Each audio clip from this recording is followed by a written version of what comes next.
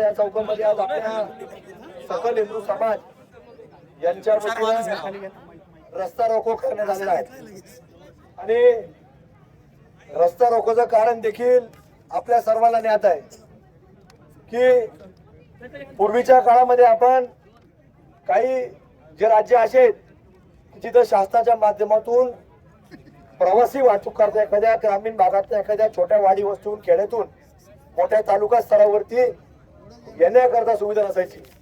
मग तिथं त्या गाड्या कुठल्याही प्रकारे कंपनी नसताना फक्त कुठेतरी चेसी तयार करणं, त्याच्यावरती मशीन बसवणं आणि मग प्रवासी वाहतूक करणं असा तो उदरनिर्वाहाचं एक वेगळं साधन प्रवासी करायला पाहत असताना आपल्याला पाहायला मिळायचे. आणि हे जर मी जे सांगतोय ते पाहायचं असेल तर ते आजही राजस्थान सारख्या राज्यामध्ये आजही आपल्याला तशा प्रकारची वाहतूक ही आपल्याला पाहायला मिळते. मग तिथं अनेक असे प्रकार कुठेतरी सातत्याने घडत असायचे. रात्री अपरात्री एखाद्या महिलेला कुठेतरी वेगवेगळ्या प्रकारे छेडखानी व्हायची, वेगवेगळ्या प्रकारे तिच्या आबरूवरती हात टाकण्याचं काम व्हायचं. तर हे प्रकार आपण बाहेर राज्यामध्ये ऐकत असताना आज कुठेतरी की आपल्या महाराष्ट्रामध्ये देखील असा एक वेगळा जिहाद आपण पूर्वी फक्त गेल्या काही वर्षांपूर्वी आपण सगळेजण लोक जिहाद ऐकायचो, मग लँड जिहादचा उदय झाला, वोट जिहादचा उदय झाला आणि आता आपण नुकताच नाशिक जिल्ह्यामध्ये आपल्याकडं आपण सर्वांनी मिळून कुठला जिहाद पाहिला असेल तो IT जिहाद आपल्याला पाहायला मिळाला. आणि आज गेल्या 8-10 दिवसापूर्वी आपण सर्वांनी कुठला जिहाद पाहिला असेल. माझी तुम्हाला विनंती आहे बंधू बांधवांना की आपण थोड्या वेळ उन्हात बसल्यानंतर काही फरक पडत नाही. आपण जर आज बसलो तर उद्याच्या पुढच्या पिढ्या सुरक्षित राहणार आहेत आणि तुम्ही जोपर्यंत आहेत, तुम्ही जरी सगळे गेले तरी आमच्या मागण्या उठपर्यंत मी एकटा सुद्धा इथून हलणार नाही. तुम्हाला मी आता सांगतो. 10 मिनिटं खाली की आज सोचलेत भगतसिंग असतील किंवा छत्रपती शिवाजी महाराज असतील, संभाजी महाराज असतील आणि आपण थोड्या वेळ खाली बसू शकत नाही. याच्यापेक्षा काय वाईट पाहिजे. धर्मवीर छत्रपती संभाजी महाराज कुणी सावलीत नाही. अहो, हिंदूंची व्याख्या ही महाराष्ट्रात दिसली पाहिजे, देशात दिसली पाहिजे. त्याला का आपल्या प्रत्येकाला काय वेगळं आंदोलन काही संविधानचं नसतं, हे लोकांच्या प्रश्नाकरता असतं. म्हणून आज आपण नुकताच काय नाही उन्हात ऊन असेल, पाऊस असेल, थंडी असेल, आंदोलन म्हटल्यावर हे लोकांना दिसलं पाहिजे. आपण काही जगात फोटो काढण्यापुरतं आलं नाहीये. आपल्या सर्वांची भावना आहे की आपला आवाज, आपली अडचण ही लोकांना जागृतीसाठी आपण कुठल्याही शोषण करता आलो नाही. आणि उद्या मी जसं सांगितलं सगळे जरी गेले, मी आणि माझ्या बरोबर 2-3 लोक थांबणार आहेत. काय हो भैया तुम आगे बढ़ो, संग्राम भैया तुम आगे बढ़ो.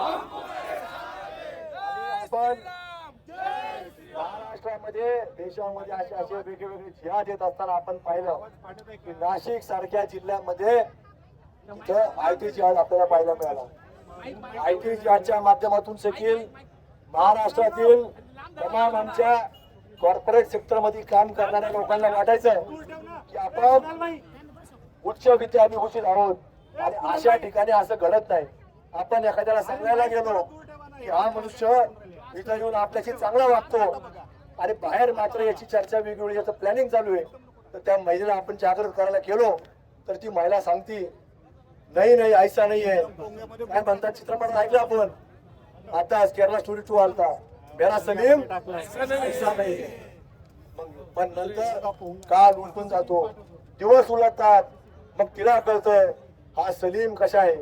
हा सलीम फक्त कुठल्याही विकासाकरता काम करत नाही. हा सलीम कुठल्याही प्रपंचाच्या उत्तराकरता काम करत नाही. हा सलीम कुठल्याही चांगल्या कामाकरता काम करत नाही. हा सलीम फक्त कशाकरता काम करत असतो, तो फक्त आणि फक्त या भारतामध्ये संख्या वाढवण्याकरता काम करत असतो. म्हणून आजचा जिहाद आहे ट्रॅव्हल जिहाद. ट्रॅव्हल जिहाद म्हणजे मला लोकांनी विचारलं हा काय प्रकार आहे. अहो काय प्रकार आहे. आता जो जिहाद तुमच्या घरापर्यंत येत नाही तोपर्यंत कोणालाच कळणार नाही. याची तीव्रता जो भोगतो त्यालाच कळतं. त्या दिवशी त्या राज्य सरकारची असणारी शिवशाही, त्या शिवशाहीमध्ये आपल्या अहिल्यानगर मधून ती शिवशाही जेव्हा निघाली, काही वेळ उलटताच त्या पटेल या व्यक्तीनं त्या महिलेबरोबर काय केलं ते कृत्य आपण काही लोकांनी, थोड्या लोकांनी पाहिलं असेल. पण आता हे आंदोलन संपल्यानंतर तुम्ही ते सगळेजण पहा की कशा प्रकारचं कृत्य त्या पटेल या व्यक्तीने केलं, त्या महिलेबरोबर काय केलं. आणि हा फक्त एक प्रकार नाही, पुण्यामध्ये असेल, पिंपरी चिंचवड मध्ये असेल, तिथल्या असणार जशी आपली अहिल्यानगरची एमटी आहे तशी तिथं सुद्धा पीएमटी आहे. मुंबईमध्ये सुद्धा मुंबई महापालिकेची तिथं बीएमसी ची गाडी आहे. तर अशा सुद्धा बसेस मध्ये असे प्रकार हे सातत्याने वाढत चाललेले आहे. आणि तिथंच नाही, लांब कशाला, तुम्ही आजही ज्या वेळेला आपल्या अहिल्यानगर मध्ये जेवढे बस स्थानक आहेत किंवा इथं जिल्हा बँकेसमोर नेवासा लाईनच्या गाड्या आहेत, कोटला स्टँडवर नेवासा लाईनच्या गाड्या आहेत, पहा एकही व्यक्ती आपला नाही. सगळी त्यांनी तुम्हाला सांगतो मक्तेदारी करून ठेवली. आणि मक्तेदारीमध्ये आपल्या ग्रामीण भागातल्या महिलांना त्या पॅसेंजर आणत असताना एखाद्या महिलेकडून कमी पैसे घ्यायचे, तिला हळूहळू आपल्या संपर्कात आणायचं. आणि संपर्कात आल्यानंतर संपूर्ण गावामध्ये तिची बदनामी करते आपल्या समाजात. हे आपल्या तुम्हाला सांगतो, हे न करता आपण तो चुकीचा आहे का बरोबरच आहे नंतर, पण आपण त्याच्या पाठीमागे उभा राहिला पाहिजे की त्याच्याकडून जरी चुकलं असेल पण त्याला हात लावायची हिंमत या भारत देशामध्ये एकाची झाली नाही पाहिजे.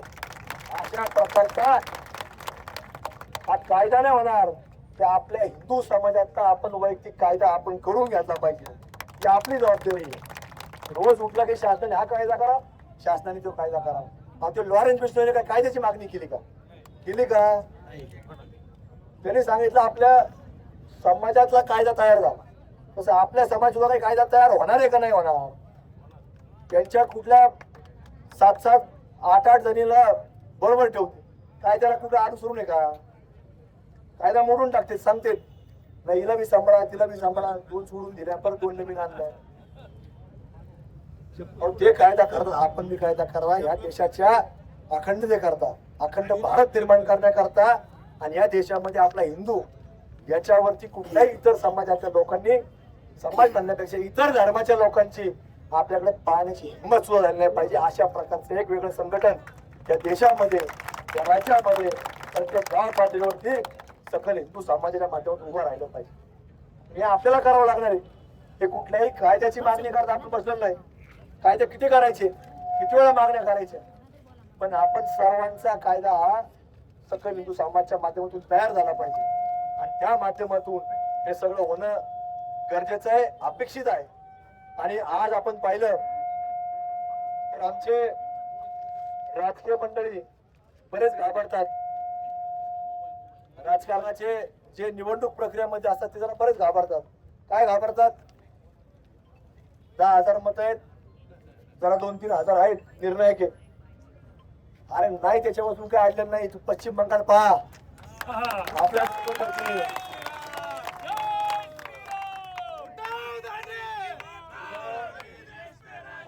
हिंदू संघटित झाला, हिंदू संघटित झाल्यानंतर काय होऊ शकतं हे नुकतंच झाल्यानं पश्चिम बंगाल मधले मोठं उदाहरण आपल्या समोर आहे. काय? फक्त हिंदू एकवटला, एकही बांगलादेशी पलीकडून तिकडं मतदार येऊ दिला नाही. तर त्यांचा बाप तिकडून येऊन बसला होता, एकही तिकडचा माणूस जोपर्यंत आपल्याकडे घडणार नाही तोपर्यंत आपल्याला सगळ्यांना अशाच पद्धतीने तुम्हाला सांगतो काम करावं लागेल. कुणी घाबरू नका, आपल्या लोकांकरता काम करा. आपले लोक सुद्धा आपले अंतर्गत मतभेद विसरून हे तुमच्या पाठीमाग जर तुम्ही काम केलं तर उभं राहतील. तुम्ही काम नाही केलं तर कुणी आपल्या मागच उभं राहणार नाही. पण तुम्ही घरात बसता आणि तुम्ही म्हणता अपेक्षा करता हिंदूने आमच्या मागे उभं राहावं तर कुणी राहणार नाही. पण ज्या वेळेला तुम्ही रस्त्यावर बसायचा विचार करणार नाही त्यावेळेला तुम्हाला सांगतो सगळा व्यक्ती, आपला हिंदू समाज हा आपल्या पाठीमागे उभा राहणार आणि तुम्हाला ज्या निवडणुकीत उभा राहताल त्या ठिकाणी पाठवायचं काम करणार आहे. तुम्ही कुठल्याही व्यक्तीने मागं हटू नये. हा आपल्या सगळ्यांना याच्यावरती अत्यंत बारकाईनं काम करण्याची आवश्यकता आहे.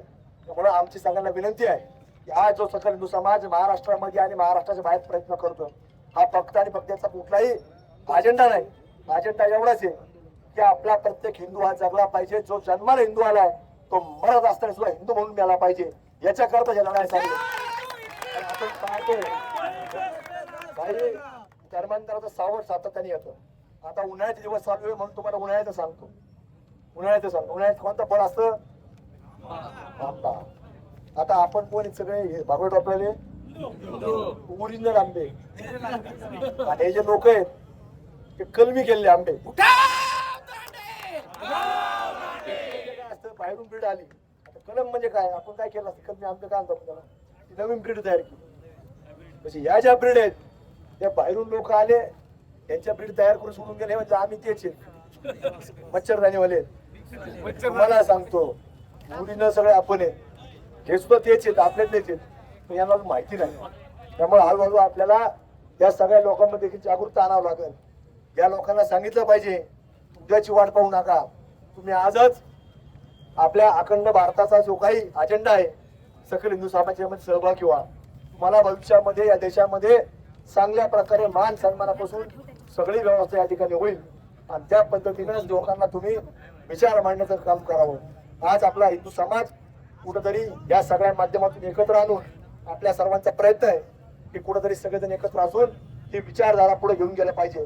आजचा हा मोर्चा हा त्याचाच एक भाग आहे. तुम्हाला सगळ्यांना विनंती आहे की आपली मागणी जोपर्यंत पूर्ण होत नाही, FIR ची कॉपी आपल्यापर्यंत येत नाही, तर आपण कोणी उठणार नाही.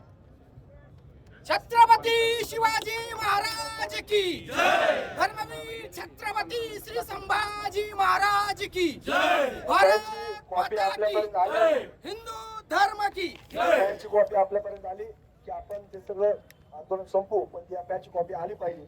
आणि माझी विनंती आहे, जोपर्यंत नाही आपण बसा, मी सुद्धा इथं तुमच्यावर बसणार, मी काय पुढेही शेड खाली जाणार नाही. पण इथं आल्या प्रत्येक व्यक्तीने त्या व्हिडिओ काय घडलंय, कसा जिहाद घडतो.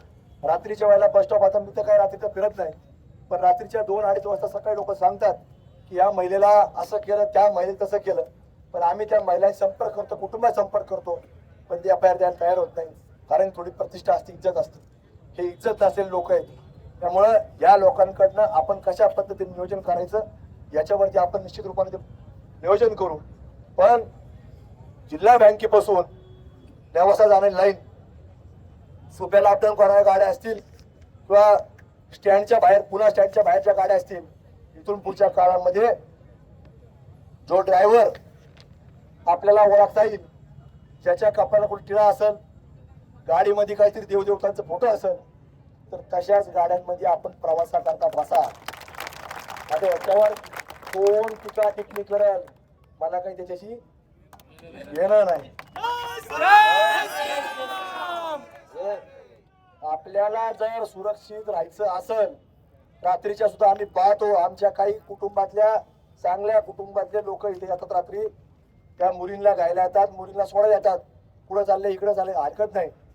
पण माझी सगळ्या हिंदू बांधवांना विनंती की आपल्या आपल्या जे संपर्कात काही कुटुंब असतील, त्यांच्या कुटुंबातल्या महिला प्रवास करत असतील, तर त्या गाडीमध्ये, प्रवासी गाडीमध्ये, मग ती ST महामंडळाची बस असो, खाजगी लक्झरी असो, किंवा कुठली छोटी एखादी प्रवासी वाहतूक करणारी गाडी असो, त्या ड्रायव्हरचं तुम्ही नाव विचारा, आधार कार्ड बघा, तर त्या गाडीत बसवा. टिळा लावलाय का बघा.